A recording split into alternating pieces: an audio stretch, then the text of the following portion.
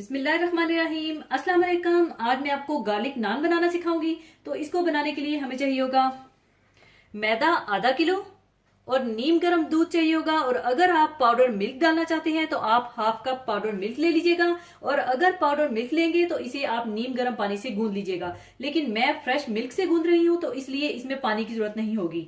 और instant east या खमीर 1 टेबल स्पून, चीनी 1 टीस्पून, नमक 1 टीस्पून और पिघला हुआ मक्खन 1/4 कप और चाप किया हुआ लहसुन 2 टेबल स्पून। और इसी से तो इसमें एक बड़ी अच्छी सी और मजेदार सी गार्लिक की खुशबू आएगी।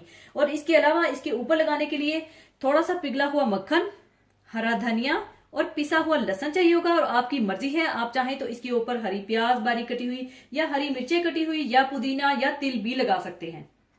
तो सबसे पहले इसका आटा गूंदने के लिए आप मैदा डाल लें।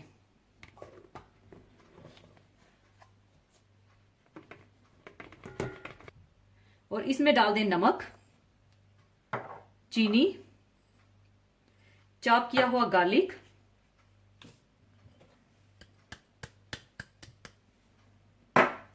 और इंस्टेंट ईस्ट और नीम गर्म दूध डालकर इसका आटा गूंद लें। और साथ ही पिघला हुआ मक्खन भी डाल दीजिएगा और इसका अच्छा सा डो तैयार कर लीजिएगा।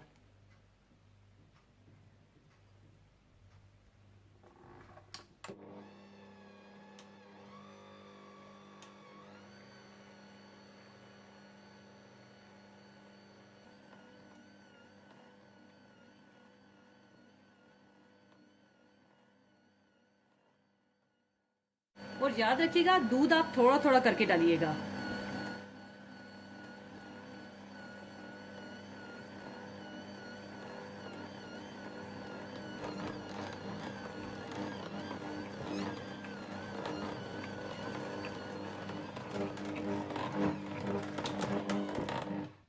जब अच्छा सा आटा गूंज जाए तो आप इसे कवर करके राइस होने के लिए छोड़ दीजिए।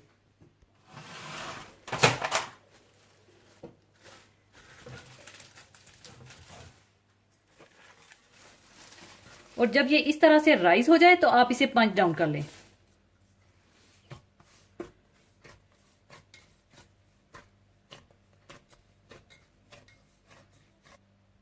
पंच डाउन करने के बाद आप इसके पेड़े बनाकर बेल लीजिएगा, चाहे राउंड या थोड़े लंबे, यानी जो ऊपर से थोड़े चौड़े और नीचे से थोड़े नोकदार होते हैं, या जिस तरह आप चाहें आप बेल लीजिएगा।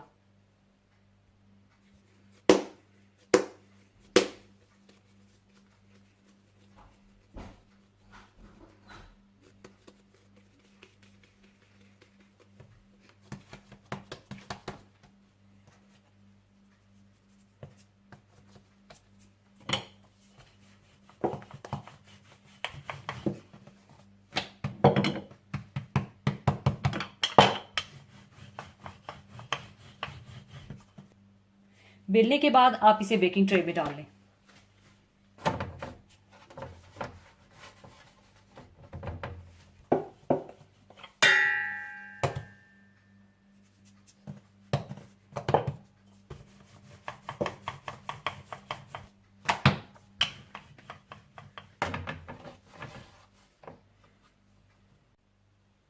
ओवन की ट्रे में रखने के बाद आप इन्हें दोबारा 15 से 20 मिनट के लिए छोड़ दीजिएगा, ताकि ये दोबारा से राइस हो जाएं और थोड़े फूल से जाएं। इससे क्या होगा कि ये बड़े ही सॉफ्ट से नान तैयार होंगे। और अगर आप जरा कड़क से नान बनाना चाहते हैं तो आपको दोबारा राइस करने की जरूरत नहीं है, आप डायरेक्ट बेलकर इन्हें बेक कर सकते हैं। और अब मैं इन्हें 20 मिनट के लिए कवर करके रख दूंगी।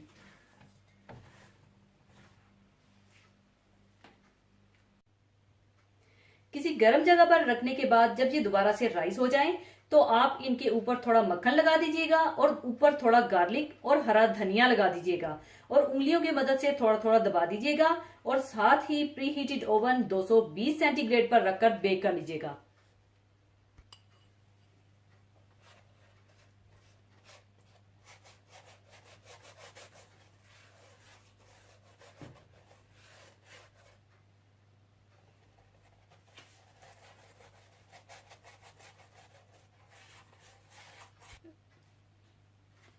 और थोड़ा थोड़ा गार्लिक,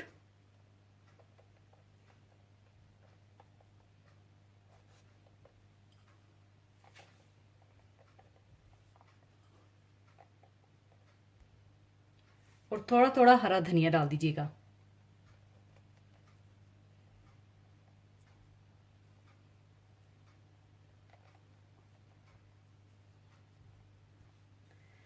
और उंगलियों की मदद से इस तरह से दबा दीजिएगा।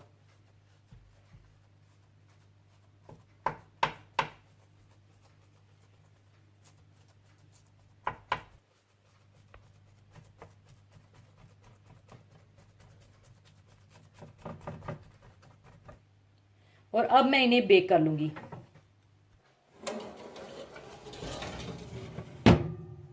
ओवन में रखकर बेक करने के बाद ऊपर आप मक्खन लगा दीजिए।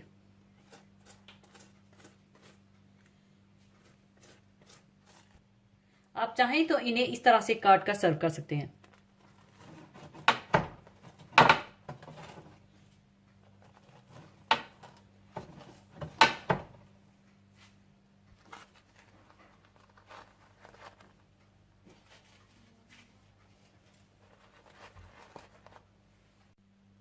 और अगर आप चाहते हैं कि आपके नान बहुत ज्यादा सॉफ्ट बने तो आप ओवन से निकालने के बाद हल्का सा पानी का स्प्रे कर दीजिएगा और ऊपर मक्खन लगा दीजिएगा।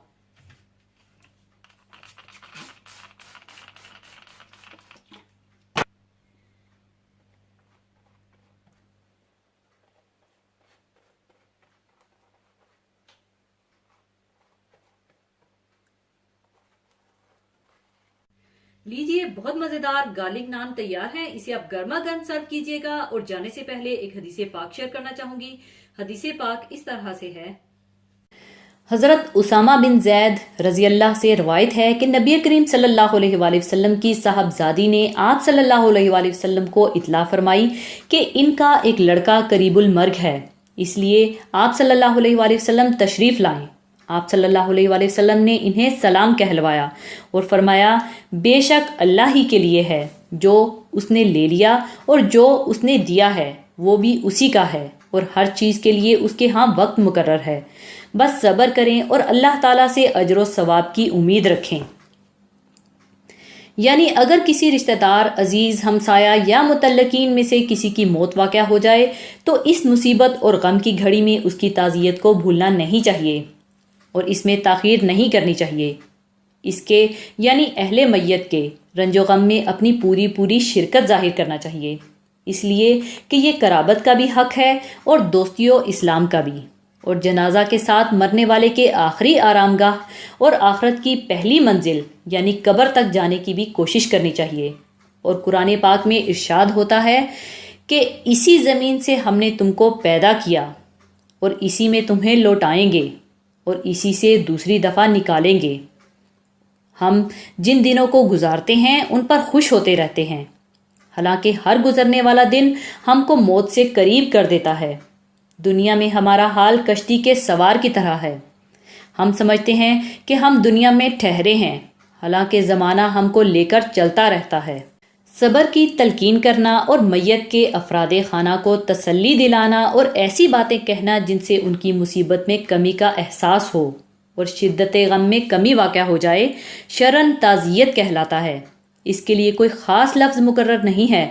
ऐसे मौका पर इसी मुनासबत से बाज़ कुरानी आयात को पढ़ा जाए और इन अहादीसे मुबारका का तज़करा भी किया जाए, बाज़ इरशादात को भी सुनाया जाए और जो इसके लिए मुअस्सर साबित हों, जैसे और आप ऐसे साबरीन को बशारत सुना दीजिए कि जब उन पर कोई मुसीबत पड़ती है तो वो कहते हैं कि हम तो अल्लाह ही की मिल्क हैं और हम सब अल्लाह ही के पास जाने वाले हैं।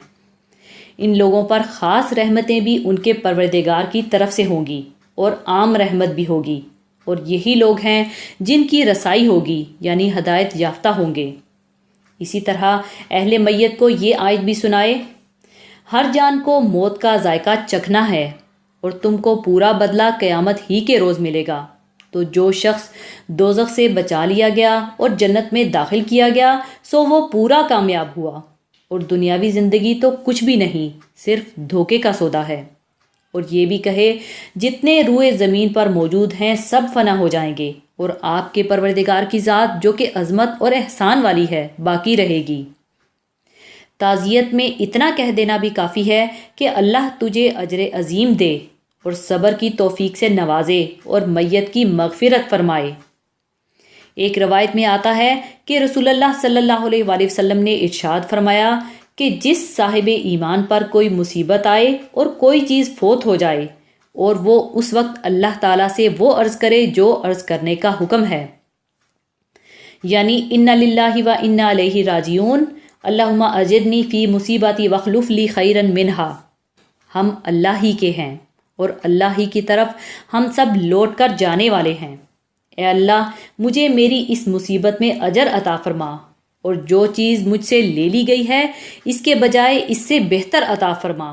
तो अल्लाह ताला इस चीज़ के बजाय इससे बेहतर ज़रूर अता फरमाएगा। इसी के साथ मैं आपसे इजाज़त चाहूँगी। अपना बहुत ख्याल रखिएगा, दुआओं में याद रखिएगा। अल्लाह हाफिज़।